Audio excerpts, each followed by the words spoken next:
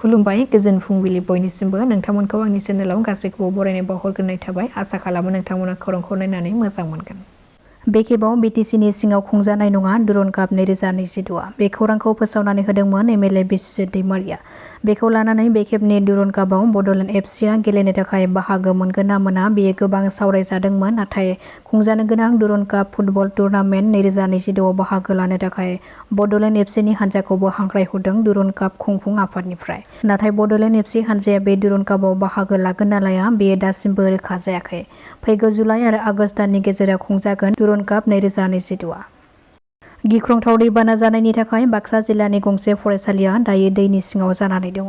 बाक्सानि निस्लामारियाव थानाय हलाफारा गुदि फरायसालिया दैनि सिङाव लोमसाव जानानै दङ, जायनि जाहोनाव फरायसालिनि फोरोंगिरिया फरायसालियाव फोरोंहोनायनि सोलाय साखाथियाव थानाय आश्रमावसो फरायसाफोरखौ लानानै फोरोंनो गोनां जादों। बेनि बागै फोरोंगिरिया सोलोंथाइ बिफाननो फोरमायनायनि उनावबो जेबो राहा लायाखै होननानै अजद होदों फोरोंगिरिया। दुखुनांथाव खौरां, सासे राफोद आर्चारि गेलेगिरिया गावनि जिउखौ अबथिरायै फोथैनानै लादों।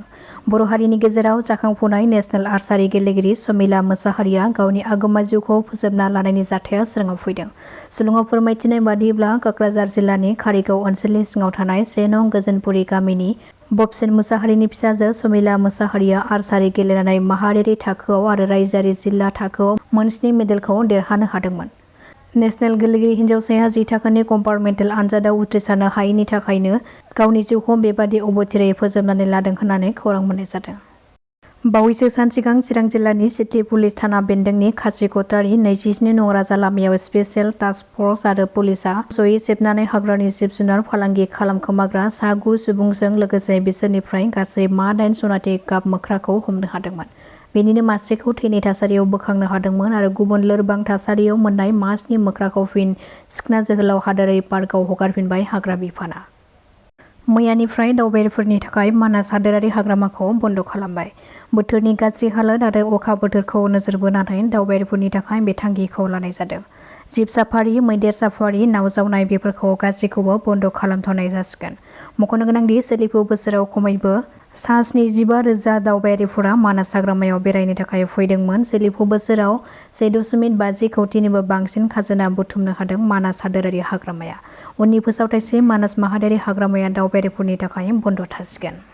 भेनेजुवेलायाव मिथिंगायारि 7.5 आरो 7.2 गोख्रैथिनि खननै गिख्रंथाव बांग्रिं मावनायनि जाहोनाव गोबां गेदेर गेदेर बिल्डिं न' लामा-सामाफ्रा गिख्रंथावै गुगानायखौ नुनो मोननाय जादों। बे गिख्रंथाव बांग्रिं सोमावग्लुंनायाव खमैबो सा 32निबो बांसिन सुबुंफोरनि जिउ खहा जानायजों लोगोसे गासै सा 700नि बांसिन सुबुंफोरा जोखोम जादों। जोंनि बे हाजोनिफ्राय जि हा गुगाना फैनानै जोंनि नैबे गामियाव जथेस्थ' गाज्रि खालामफैदों। जे आबाद फोथार बेयाव बाला बुसारनानै आबाद फोथारखौ धंस' खालामफैनाय नुदों नोंथांमोना। आरो लोगोसेनो जोंखौ बेयाव सरकारा जेबोखौनो नायहरा, माने ओरैनो बिथांमोना इलेक्सन समावल' फैयो। इलेक्सन समाव फैनानै बुंफैयो बिथांमोना बेयाव जोङो मा होनो बेयाव फरक'पाइन होननाय माने मोनसे बेखौ होगोन होननानै बुङो बिथांमोना इलेक्सन समाव। ओमफ्राय खिन्थु इलेक्सन जोबबाथाय सिरि। बिथांमोना बिदिल' थिग इलेक्सन समावल' बुङो, ओमफ्राय आरो बिनि उनाव नुजाफैया। जोंहा बेनो आरो सरखारखौ जोङो बुंदों बिथांमोना जाहाथे जोंनि बे जायगाखौ नायसनफैयो। आरो बे बाला बुसारनायाथ' 10 बोसोरसो जाबाय। जथेस्थ' मानसिया हालाय हाफाय जादों आरो बे गामियाव, आं बेखौनो बुंगोन। दा लामानि खोथायाबो थिग बेनो, जोंनि इलेक्सननि समावल' फैयो आरो बिथांमोना फैनानै बुंफैयो जों एबार ओरै मावसिगोन, ओरै हमबाय, ओरै माबाबाय बुङो, खिन्थु इलेक्सन जोबबा फैया। बिथांमोना माथ्र' भटनि थाखायल' जोंखौ बाहायबोगासिनो दं आरो।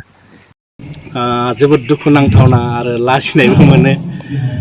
दुलाराय बर' फरायसाफ्रा गोदान बाथ्रा नङा। जोङो 2002 मायथाइनिफ्रायनो जोङो जोंनि बिमा-बिफा, फोरोंगिरि, दिथागिरि आरो जायफोर समाजखौ बेङो बिथांमोनखौ लानानै जोङो सांग्रांथि हाबाफारि लादों। गामियारि सांग्रांथि हाबाफारि लादों, सोलोंथाइनि हाबाफारि लादों। जों मोनसे फोथायो जुलि जानाया बे उन्दै गथ'फोरनि गेलेनाय खेला बायदि नङा आरोखि। बेयो जुलि जानाया जाहैबाय मोनसे थैस' थांस' मोननै गोरबोनि गेजेराव गोरोबलायनाय मोनसे, बियो मोजां मोनसे बेन्दों। आं सानो जों नुदों आथिखालाव सानै गथ' गोनां साथाम गथ' गोनाङानो गोबां जों गावनि न'खर संसारखौ गारनानै गावनि न'खर संसारखौ माने गाज्रि खालामनानै गुबुनजों खारफालांनायखौ जों नुदों आरो बेलायाव बांसिन जोंहा दिल्लीयाव मोनसे इउनिट एबसु दङ चन्डीगढ़ इउनिट एबसु दङ बै फरायनो थांनाय फरायसाफ्रासो मासाव खनब्रै खनबा बिथांमोना आसामाव फैनांगौ जाहोना बेनो जोंनि आइजोफ्रा सोरदोबा मिस कल जायो सोरबा संसार गोनांफ्रानो गुबुनजों मिस कल जानानै अबा हारियाना अबा मुम्बाइ अबा नों दिल्ली बेफोरबायदि खारलाबायो आरो बिथांमोनखौ हमनानै जोंनि फरायसाफ्रा न'आव लाबोफिननो गोनां जायो बे जोंनि थाखाय अत्यन्त दुखु गोनां बाथ्रा।